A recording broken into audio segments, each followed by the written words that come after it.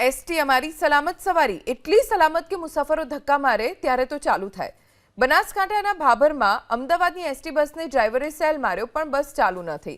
અંતે મુસાફરોએ ધક્કો લગાવ્યો। આજથી જ એસટી બસના ભાડામાં 10% વધારો કરાયો છે। ત્યારે મુસાફરોને વધુ સારી સુવિધાની આશા હોય અને આ સુવિધા ભાડા વધારાની સાથે એટલી સુધરી ગઈ કે ધક્કો મારવો પડે। રોજ અપડાઉન કરતા મુસાફરોના ખિસ્સા પર પણ ભારણ અને સુવિધા પણ અપગ્રેડની જગ્યાએ ડિગ્રેડ કરાઈ।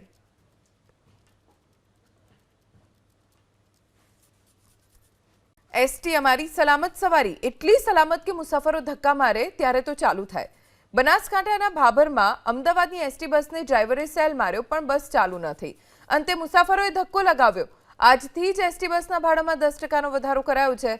ત્યારે મુસાફરોને વધુ સારી સુવિધાની આશા હોય અને આ સુવિધા ભાડા વધારાની સાથે એટલી સુધરી ગઈ કે ધક્કો મારવો પડે।